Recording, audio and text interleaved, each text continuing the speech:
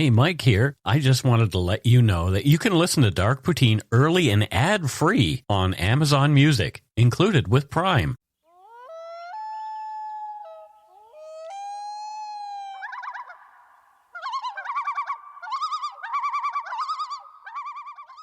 Welcome back to Dark Poutine. I'm Mike Brown, and at his home in Vancouver is my good friend Matthew Stockton. Hello, Matthew. Hello, Mike. First take of that, you called me good pal. Now it's good friend. Well, you're both. Good buddy. Good mate. Buddy. My good... I know this guy. His name is Alex, and people who know him will know what I'm talking about. Whenever he sees you, it's like, hey, my good friend, how are you, my good pal, my good buddy? One of my dad's friends was like that. But that means they don't know your name. Exactly. I always do that. Hey, bud, or hey guy. Yeah. My dad's friend, Mr. Flack, he knew who I was because, I grew up with him. But anyway, friend, buddy, should we get on with the show? Yeah, let's do it. What's your name again? Yeah. I don't know. I can't remember my own name half the time. The views, information, and opinions expressed during the Dark Poutine podcast are solely those of the producer and do not necessarily represent those of Curious Cast, its affiliate, Global News, nor their parent company, Chorus Entertainment. Dark Poutine is not for the faint of heart or squeamish. Listener discretion is strongly advised. We're not experts on the topics we present, nor are we journalists. We're two ordinary Canadians chatting about crime and the dark side of history. Let's get to it. Put on your toque, grab yourself a double and a Nanaimo bar. It's time to scarf down some Dark Poutine. You are responsible for obtaining and maintaining at your own cost all equipment needed to listen to Dark Poutine. Dark Poutine can be addictive. Side effects may include, but not be limited to, pausing and questioning the system, elevated heart rate, pondering humanity, odd looks from colleagues as you laugh out loud at work, family members not into true crime worrying about you. Positive side effects may include some perspectives and opinions that you disagree with, as well as some wokeness and empathy. If you don't think Dark Poutine is for you, consult your doctor immediately.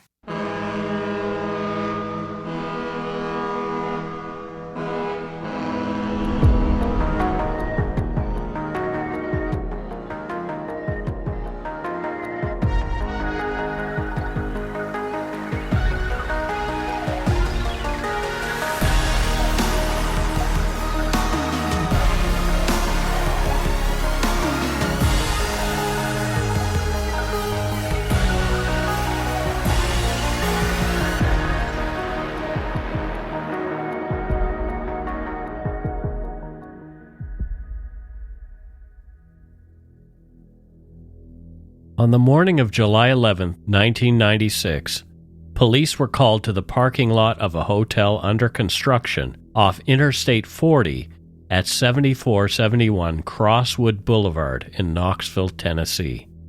There, they found the body of a man later identified as Robert Dennis Blair Adams, 31, a Canadian citizen from Surrey, B.C.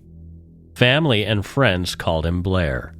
Scattered around his body were personal items belonging to Blair and almost $4,000 in various currencies, including Canadian, American, and German money. A black fanny pack near Blair's body was found to be filled with nearly 5 ounces of gold bars, as well as gold and platinum coins and jewelry. It was later determined that Blair had been beaten and left to die in the parking lot where he was discovered. It is unclear why Blair was in Tennessee, thousands of kilometers from home and in another country. His family later said Blair had been acting strangely and was suffering from insomnia. He told them he believed people were after him and wanted him dead. He had quit his job, emptied his bank account and safety deposit box, and left home for good only 2 days before his body's discovery. As Blair's significant amount of cash and valuables lay untouched, the motive for his murder remains a mystery, as does the identity of his killers. This is Dark Poutine episode 304, Unsolved, the bizarre case of Blair Adams.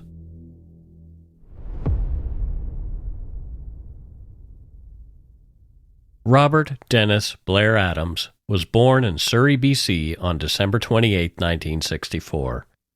Blair's parents later divorced. His mother, Sandra, later married a man involved in prefab construction and owner of the company Double S Cedar Homes, also in Surrey.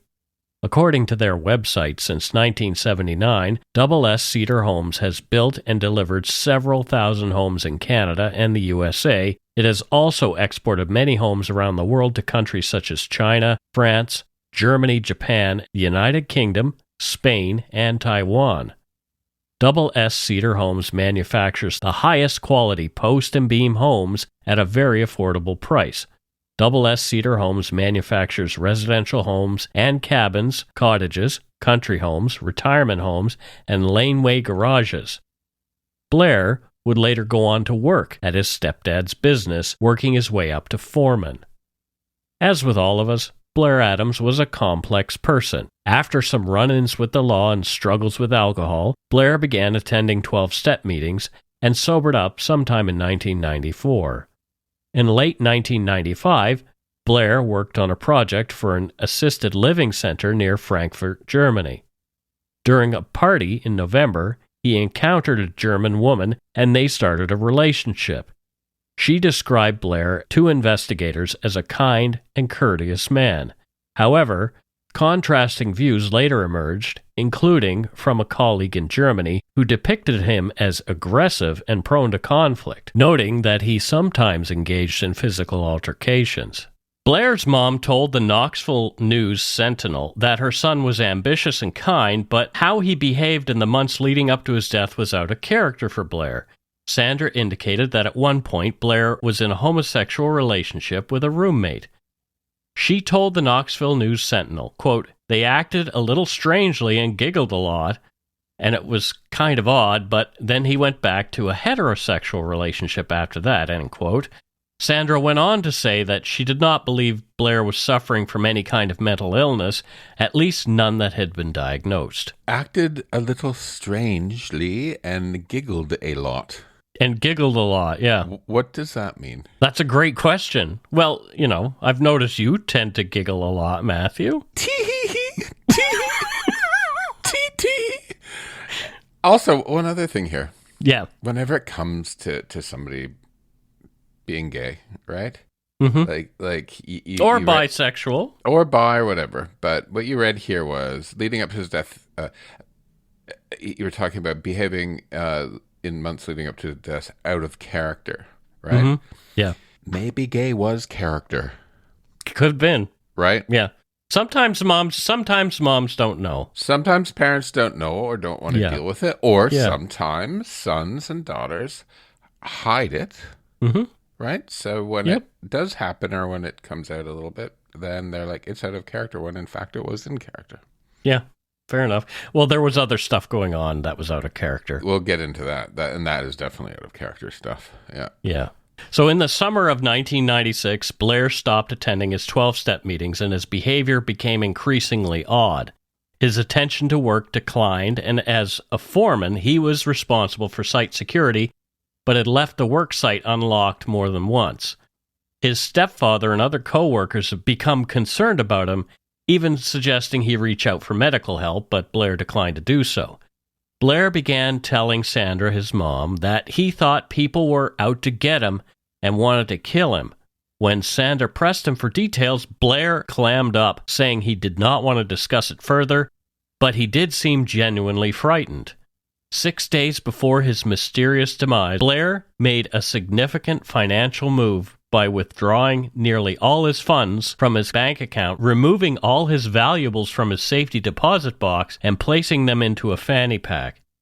He told his mother he was troubled by something, but again refused to discuss specifics.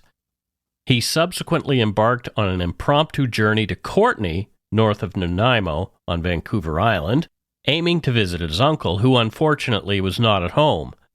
Blair had not called ahead. I'll talk about this halfway through, but I'm already worried about this guy.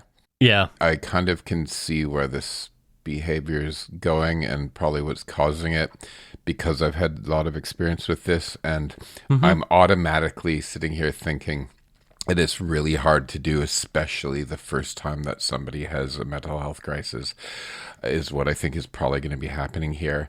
It's really hard to figure it out the first time. with somebody. Second time, third time, it's easy because you know, right? Yeah. Mm-hmm. But I'm already really saddened that there wasn't an intervention at this point, because if friends are suggesting medical help, there's an issue. Right. And I mean, that is an intervention to me. That they are intervening. There's interventions and then there's interventions, and we'll talk about that. His behavior wasn't to the point where it was concerning enough to involve police or anything like that. So hard. Yeah. Ugh. So that Sunday, behind the wheel of his Chevy Chevette, Blair attempted to catch a ferry from Victoria to Seattle. U.S. border agents became concerned about Blair during his entry interview. He was traveling alone and found to have a large amount of cash and valuables on his person. All his money, jewelry, and precious metals totaled over $10,000. These factors flagged Blair as a potential drug courier. Blair also falsely claimed he had a clean criminal record despite having prior convictions for drug and assault offenses, which became apparent during a quick background search. Consequently, he was denied entry to the United States. Remember when we were crossing that border together for a meetup in Seattle? Yes, I do. So this is the funniest. I have to share this with the listeners.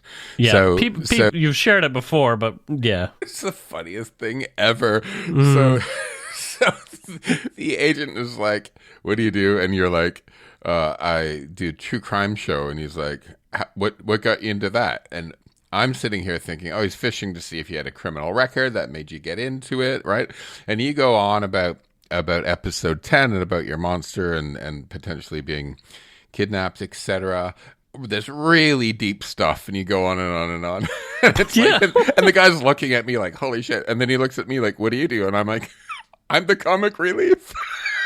Well, I mean, I told the guy the truth. I know, but it was funny. You know, he asked, and I thought, well, here's an opportunity to freak somebody out a little bit. / get another listener. Yeah.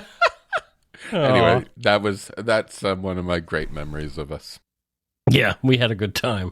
After being denied entry into the United States, Blair returned to the mainland, where he went on a quick series of personal and emotional detours. His first stop was in Vancouver, where he met with a girlfriend.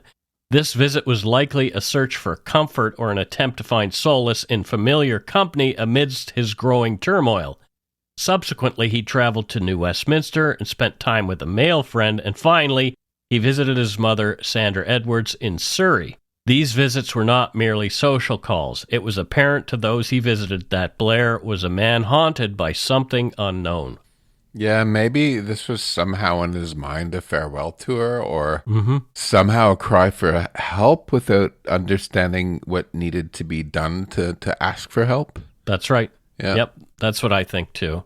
During these visits, he expressed a desire to quit his job, a job he had proudly talked about only weeks before. Blair appeared distressed and reluctant to return to his apartment, opting to stay with his mom in Surrey. In a concerning conversation with his friend in New West, he vaguely mentioned his urgent need to cross the border, implying that his life was in danger by suggesting someone wanted him dead. Again, he refused to give details.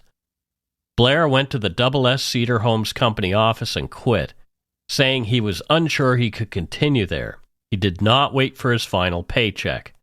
He then visited a travel agency where he laid out nearly $1,700, a substantial sum, to secure a round-trip flight to Frankfurt on a plane that left the very next day. On the surface, this action suggested a planned visit to Germany, possibly to reconnect with his German girlfriend or seek solace away from the tumultuous events unfolding in his life in Canada.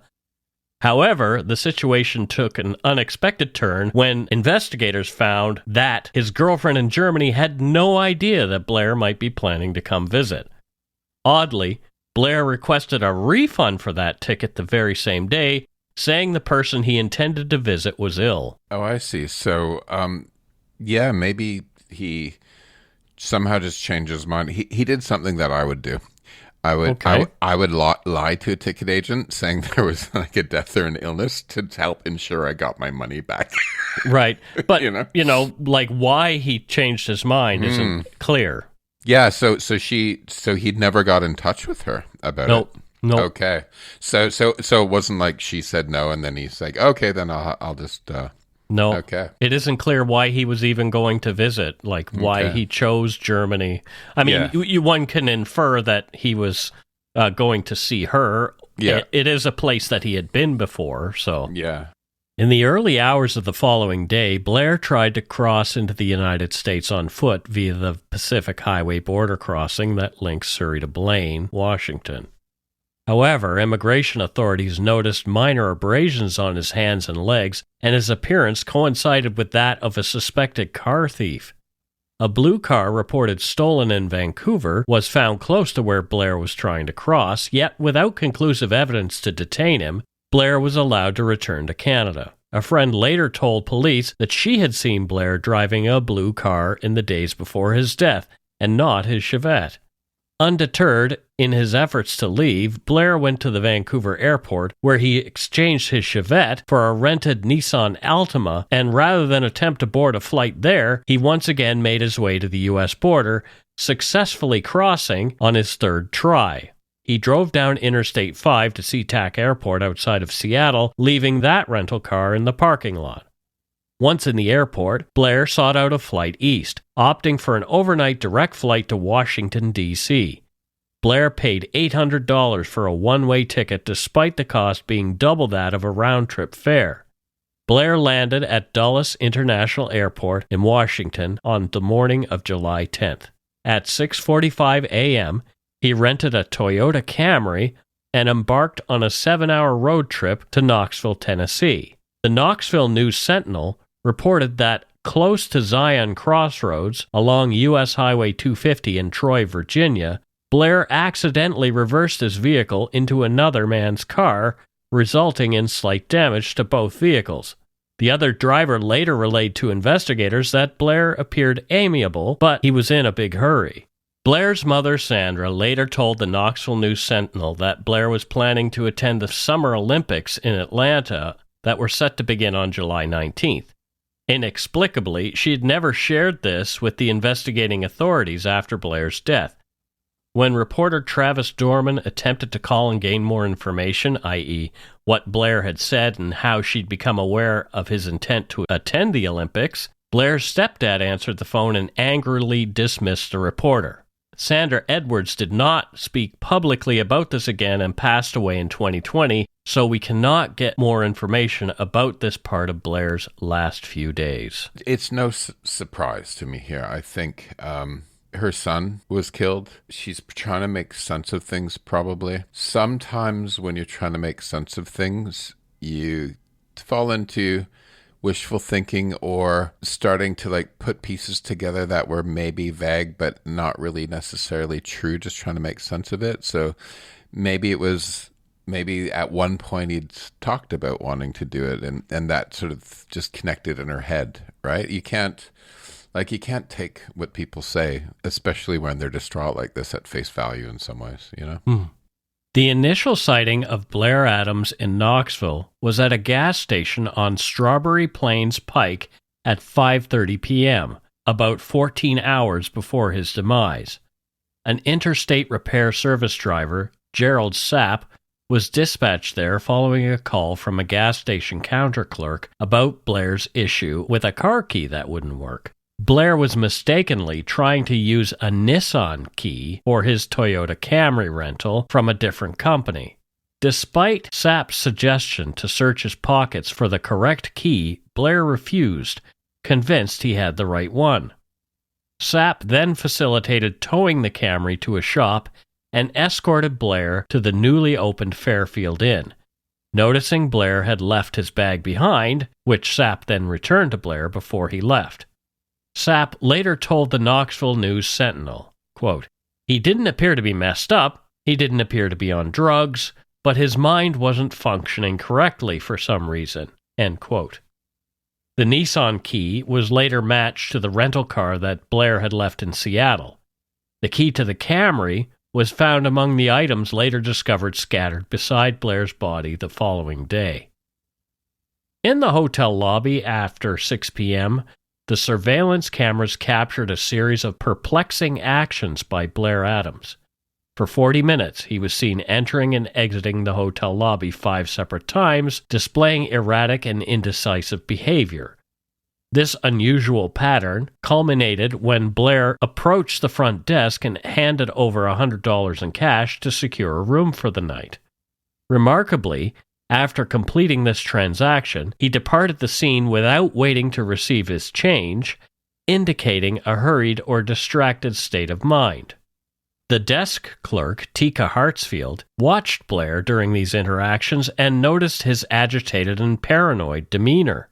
Blair gave the impression of being on high alert, as though he was anticipating the arrival of someone who never appeared.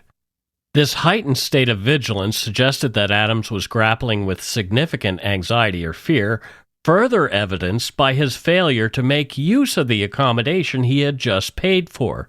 He never entered the room. In an episode airing on April 18, 1997, Hartsfield was interviewed by the popular TV show Unsolved Mysteries for a segment about Blair Adams' murder. She said, quote, "He just was very nervous, agitated, expecting someone to come in on him even though there wasn't anybody there. I don't know who he was looking for, but he was waiting for somebody to walk in for him." End quote. As we mentioned, it was later confirmed that despite securing a room, Blair never made his way to it. This detail adds another layer of mystery to his final hours, raising questions about the reasons behind his agitated state and what or whom he might have been avoiding.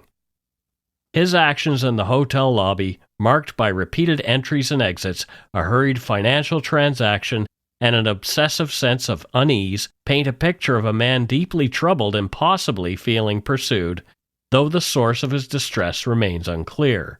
In the hours following Blair's departure from the hotel, additional eyewitness accounts of his whereabouts emerged.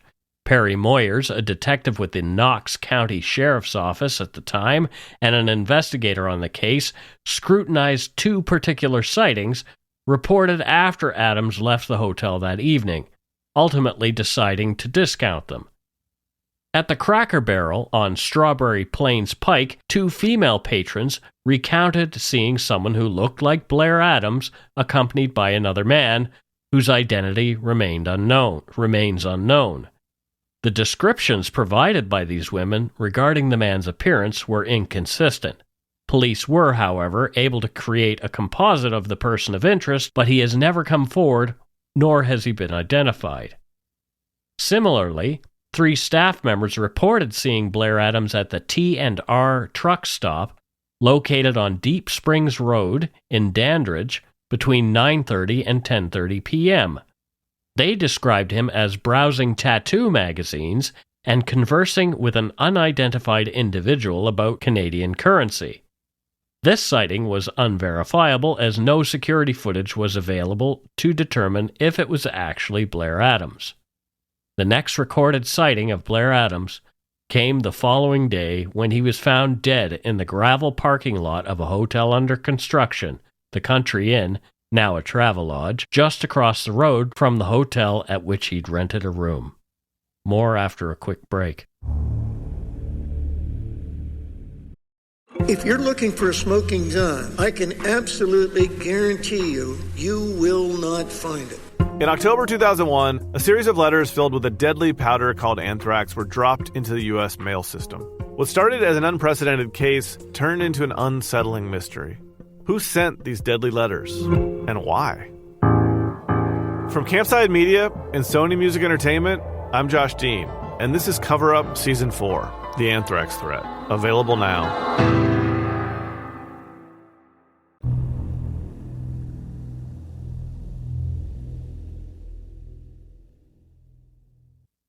And we are back. Matthew, thoughts? I've had experience with people who've had psychotic breaks a few times.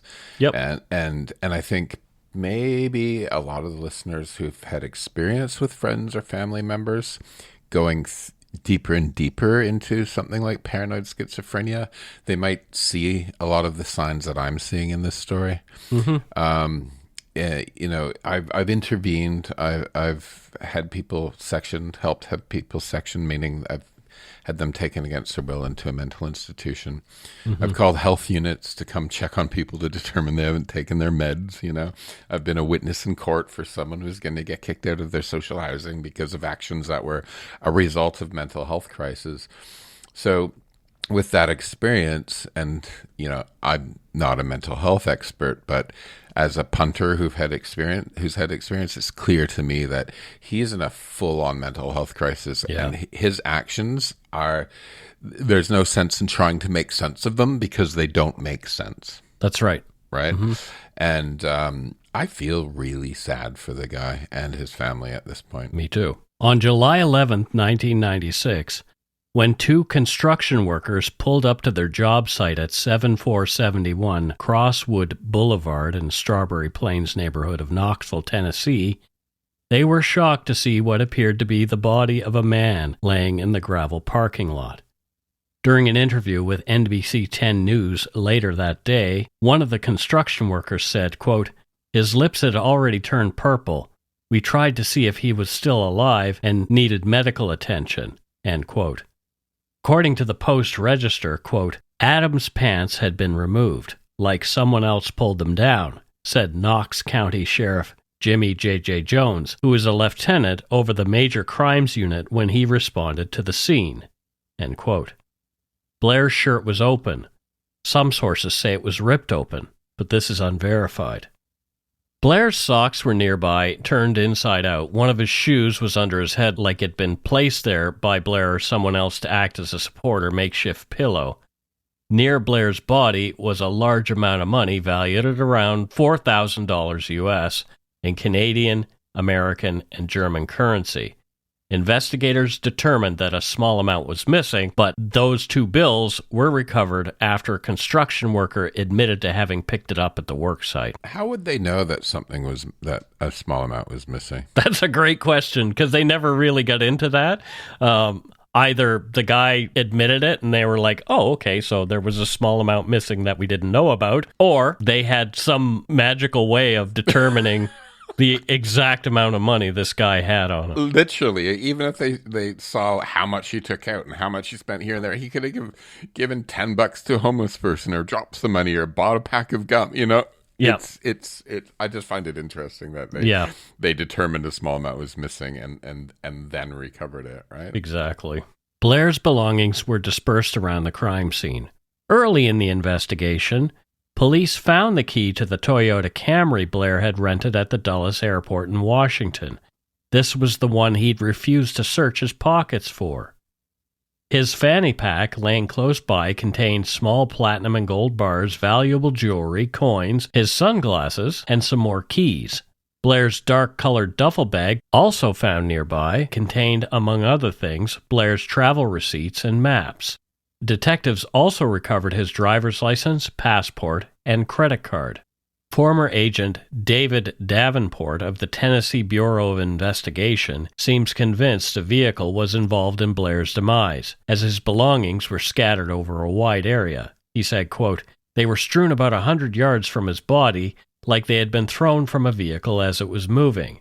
From FoxNews.com, quote, "He caught the pavement," Davenport said.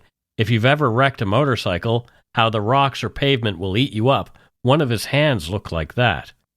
An autopsy revealed that Blair Adams suffered a fatal beating with the decisive strike, most likely with some sort of metal bar. Perhaps he'd been stomped or even run over, causing his stomach to rupture, leading to his death from septic shock. He was definitely struck in the head. Looks like he put his hands up and was struck in the hand, and then he went down and looks like road rash, like he was wrecked in a motorcycle, KPD Chief Cold Case Investigator David Davenport said.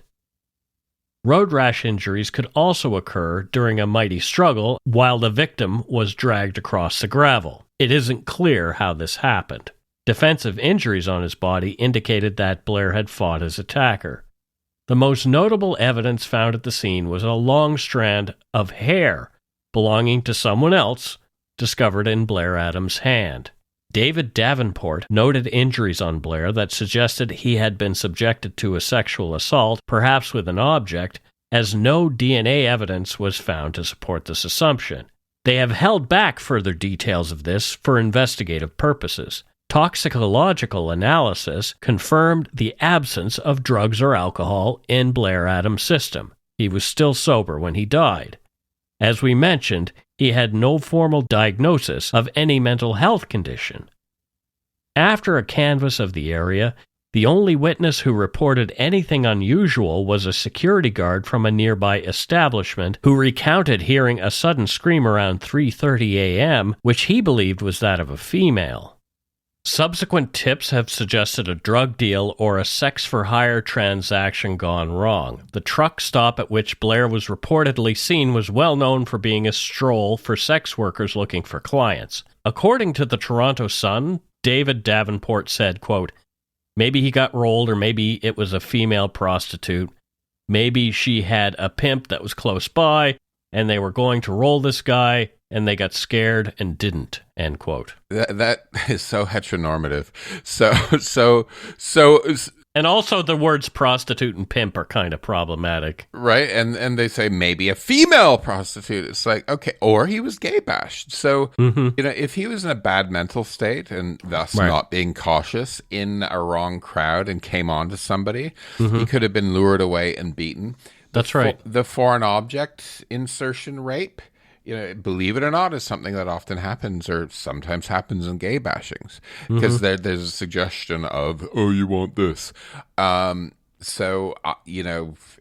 Nobody knows, but I'm just sort of like, that line is a little bit limited in terms of what it could have been.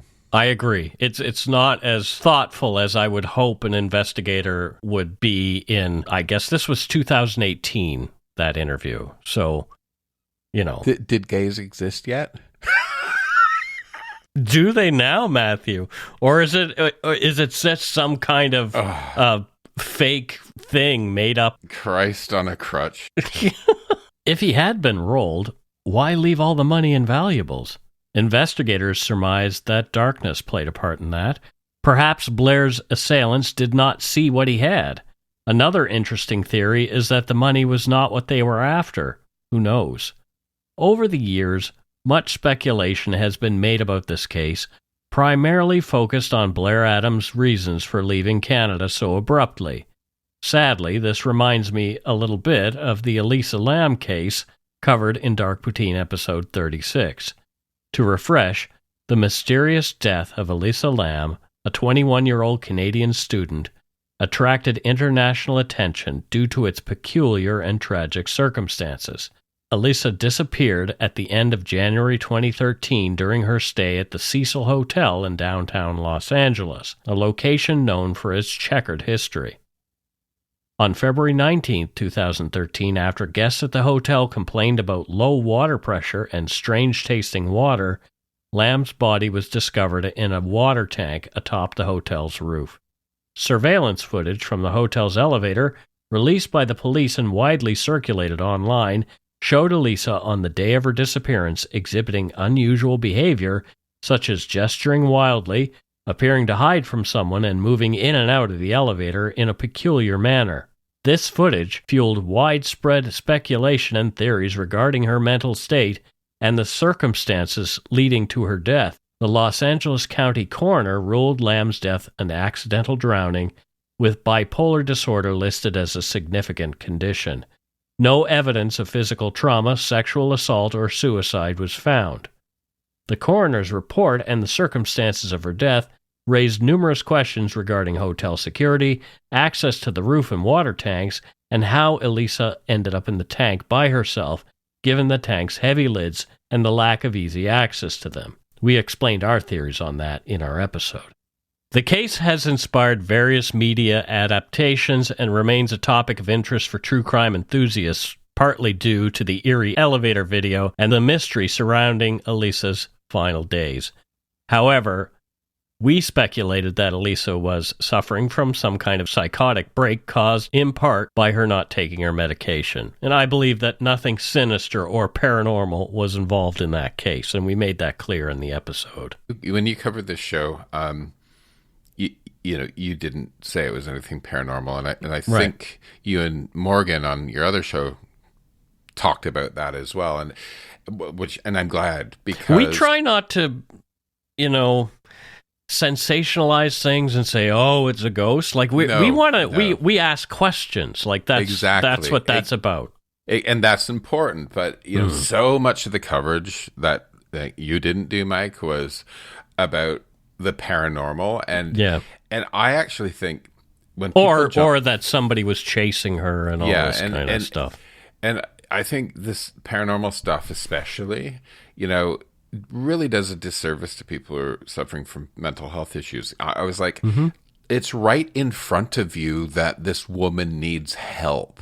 And you're all, oh, it's a ghost or a goblin. It's like, get real, get educated, and help people, right? Right. Anyway, off my podium now. Thanks. So Blair's case is different in that evidence does not point to murder. However, his presence in Tennessee could have been solely due to a psychological break. Often, alcoholics, as Blair admittedly was, have co-occurrence of mental illness along with their substance use disorder. The occurrence of mental illness and alcoholism or dual diagnosis is notably frequent, with individuals suffering from alcohol use disorder, AUD, exhibiting a higher prevalence of mental health disorders compared to the general population. Mood disorders like depression and bipolar disorder, anxiety disorders, post-traumatic stress disorder, and certain personality disorders, such as borderline and antisocial personality disorder, are prevalent among those with AUD. This relationship is often bidirectional, with alcohol used as a form of self-medication to alleviate symptoms of mental illness despite ultimately exacerbating conditions. Factors contributing to this co-occurrence include genetic vulnerabilities, neurobiological influences, and environmental stresses, which collectively highlight the complexity of these interlinked conditions. Effective treatment for dual diagnosis requires an integrated approach, simultaneously addressing both the mental health disorder and alcoholism through a combination of medication, psychotherapy, and support systems to improve treatment outcomes. While Blair Adams had not been diagnosed with any form of psychological disorder, it is also common for these types of issues to go undiagnosed, even long into sobriety for some alcoholics. I can speak to this personally. I have a mental illness that I self-medicated with alcohol and substance addiction, chronic depression. When I got sober, I came to the conclusion that sobriety and recovery meetings were all I needed, and I suffered unnecessarily for years. Decades later, when the pain became unbearable, I sought medical help, and a new level of recovery began. This is before this show existed. I was not in a good headspace, even sometime into this show. And so you know what, Mike? Friends like you are so special.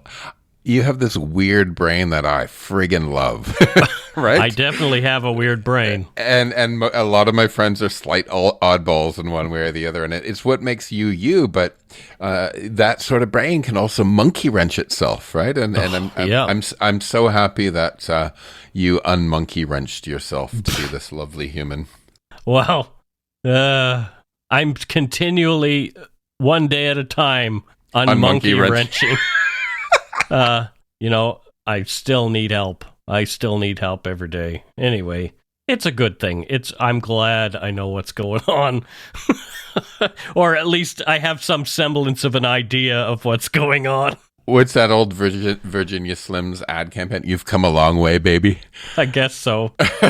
I don't smoke anymore either, so there's that. That's, I think, key to your health as well. Yeah, maybe. I gotta stop eating now, too. Not like fully stop, but stop overdoing it. It was noted that Blair stopped going to 12-step meetings before his bizarre behavior became very concerning to his loved ones.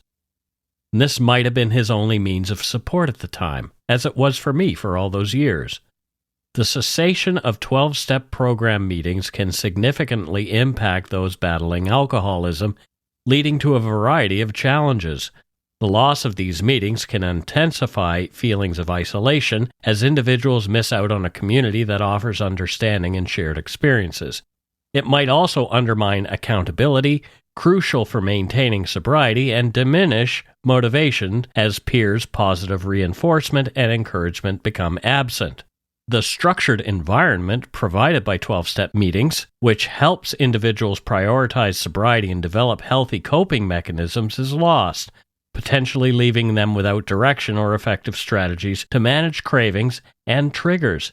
This lack of support and structure can escalate stress, anxiety, and depression or other psychological issues, elevating the risk of relapse. For alcoholics, putting the plug in the jug, simply not drinking, is not enough. The goal is to achieve not just physical sobriety, but also emotional and psychological wellness, moving beyond the mere absence of alcohol to a more fulfilling and balanced life. Personally, if I don't do daily what I need to do to stay sober, I can begin to think and act bizarrely myself. This can eventually lead to something commonly called a dry drunk.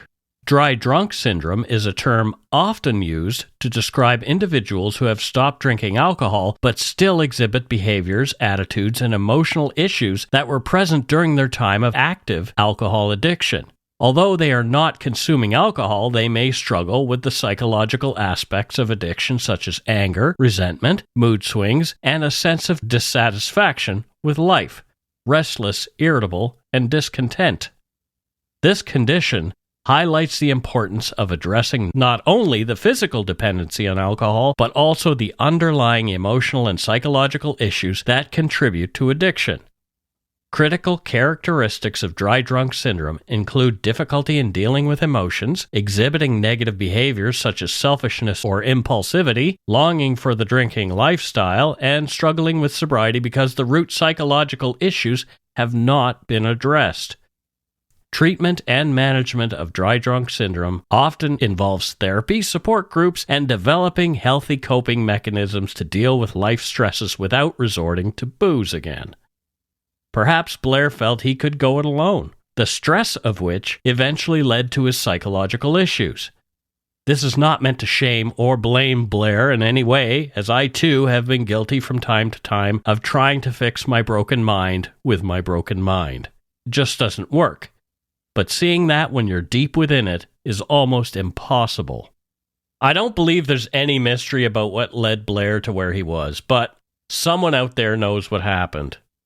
This case remains unsolved. Anyone with information on Blair Adams' death can call the Knox County Sheriff's Office's Cold Case Unit at 865-215-2675 or email coldcase@knoxsheriff.org. Just a side note, Blair Adams is buried 16 kilometers from the Dark Poutine studio in the Victory Memorial Park at 14831 28th Avenue in Surrey. His simple grave marker includes only his name, birth date, date of death, and the inscription, Au bon Dieu. The rough translation is, to the good Lord. This makes me sad. This guy shouldn't have died this way, and I really wish he could have got the help that he needed, so he wasn't in that dangerous situation with the very bad people who did this to him. Yeah.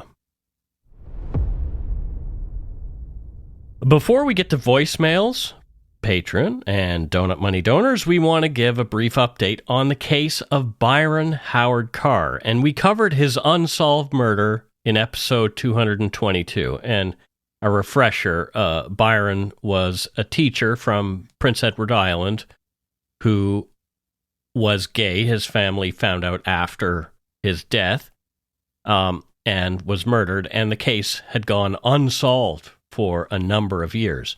Well, there was a break in the case, so here's some audio recorded by Global News of a recent news conference held by Charlottetown Police regarding significant developments in the case. On November 11, 1988, Byron Carr was murdered in his home here in Charlottetown. Byron was a loving son, brother, and a friend of many. He was a respected teacher a good neighbor with a good sense of humor. He loved his dog, Robert. His tragic death shook our city and province to its core. A note left at the crime scene read, "I will kill again." Unsolved for over 35 years, Barnes' murder has caused trauma to generations of Islanders. Nobody more impacted than his family and Barnes' friends in the gay community. Yes, Barnes was a gay man, a secret he kept from many people. A revelation only brought light to his tragic death. Barnes' death occurred during a dark and unfortunate time in our province's history, when members of the LGBTQIA2S+ community did not feel welcomed or accepted, forcing many like Barnes to socialize in the shadows and take unnecessary risks. At 11:55 a.m. yesterday morning, the Charlottetown Police Services arrested Todd Joseph Gallant, age 56, of Surrey, as we have significant forensic evidence to believe he is responsible for the death of Byron Carr. Mr. Gallant, who also uses the name Todd Joseph Irving, was 21 years old at the time of the murder and believed to be living in the Charlottetown area. This morning, an information was filed at the provincial court charging Todd Joseph Gallant, also known as Todd Joseph Irving, with one count of first-degree murder and one count of interfering with human remains. Yesterday morning, a second individual was also arrested in connection with this case. However, that individual was released late yesterday afternoon. Our investigation continues to determine what, if any, involvement this individual had in activities involving Byron Carr's death. We will not be releasing any identifying information about that person at this time. The scope of this investigation has been extensive. We have leveraged advanced DNA testing and investigative genetic genealogy to lead us to the arrest of Todd Joseph Gallant. Whew. So what do you think? I find it good that in a press conference, he's calling out that society and the police failed gay people back then. Mm-hmm. When people feel like they're forced into needing to hide who they are, it creates more risk for them. Mm-hmm. And in fact, I think it's the same thing with sex workers, right? Having sex work or whatever being illegal. It puts more people in danger when society isn't accepting. And it's just, it made me sad. It made me sad to think that, we've come a long way. And it just makes me think of all the young people that have been beaten up or killed or lots of things done to them because they were thought of as lesser right. by society. It's interesting how this update sort of ties to the main case that we covered today too. It potentially does, and I just find it fascinating that the case that we covered today, there's just that clear statement of he could have been with a female prostitute, right? And the pimp. It's like you have your blinkers on, man. Yeah. Right.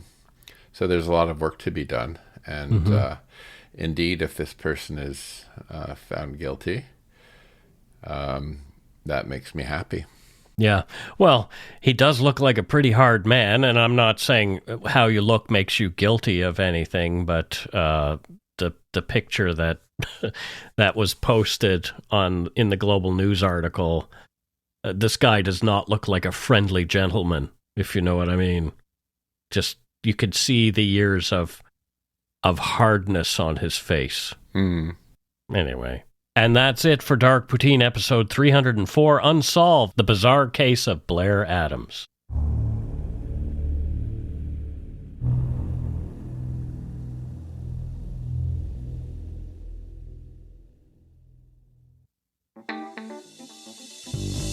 That's right. It's time for voicemails.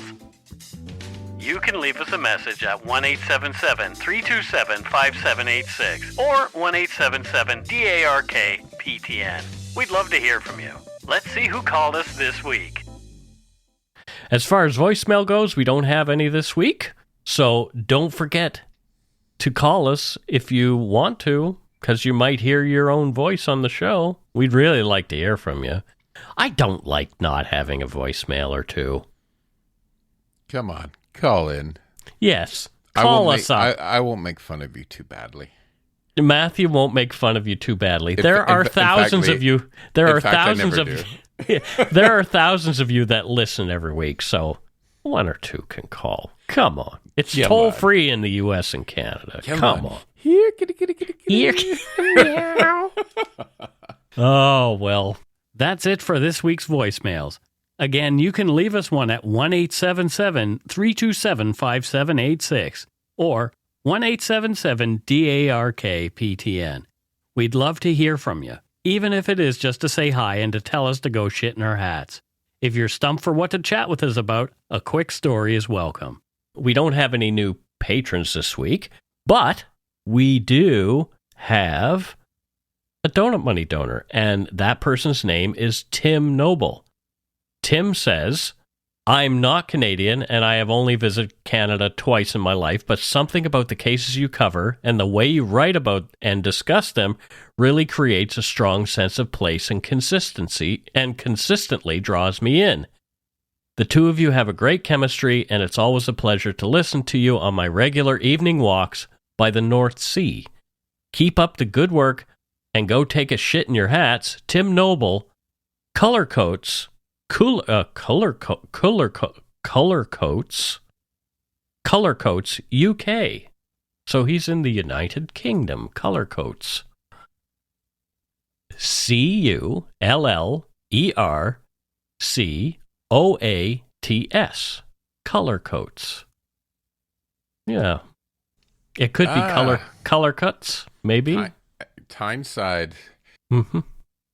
Tyneside, North Tyneside. That's great. So what do you think Tim Noble does up there? Well, thank you for the noble gesture in sending us donut money. Yes, that's right. Yeah. And I'm picturing with a dog walking, maybe a Vizsla. Do you know what a Vizsla is? I know what a Vizsla is. Yes, I do. I think he's a Vizsla breeder. Really? Because I'm picturing him walking. They're a pretty dog, yeah. They're gorgeous dogs. A friend of mine in the UK as well has one, and she's always on the moors, and she does the spot the Vizsla, so she takes a picture of the moors, and the dog's far in the distance. Oh, yeah. Yeah, because they are very active and crazy. So I think he's a Vizsla breeder and shower. Well, there you go. Yeah. Well, thank you so much, Tim. It's always nice to hear from people so far away that, And come visit Canada a few more times. Absolutely. Come on to Vancouver. You're welcome. We'll take you out for lunch. You're welcome anytime. Yeah, right? We can't take everybody out for lunch, but we'll take Tim for lunch, especially if he comes all the way from Color Coats. I don't know how. You promised me a lunch. I'm here. Yeah, exactly. Anyway, thank you all.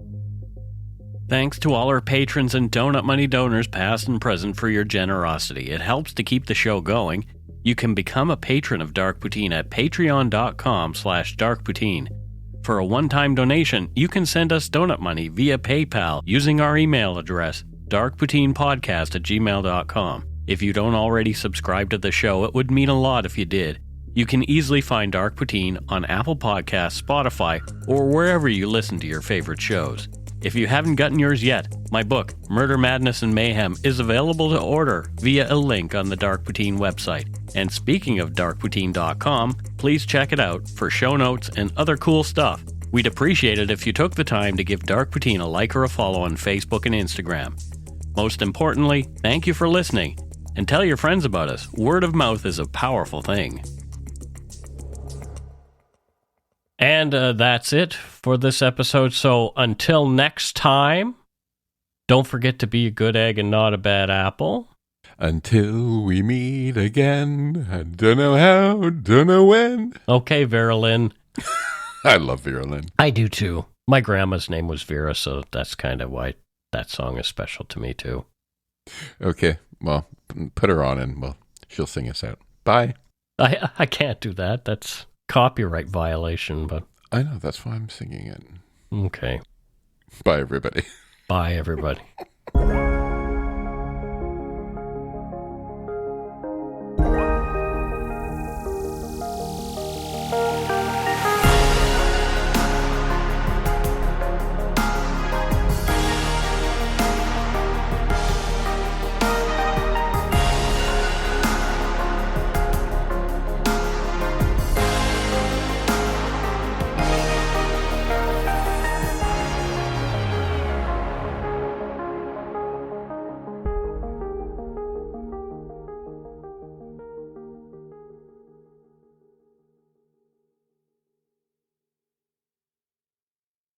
Hi, it's Shauna, and I might be a bad parent because my kids think French fries are vegetables. Hey, it's Ryan, and I might be a bad parent because I went out for wings when my wife was in the hospital after giving birth. Johnny here. I might be a bad parent because in my house, the tooth fairy gives pocket change. But we're not alone. Len emailed us and said his 6-year-old daughter's Tarzan moment going from love seat to lazy boy by curtains made him more proud than any dance recital. And Andy left his 2-year-old at the rink. All right, guys, I'm sure we're not alone. Like Andy's kid.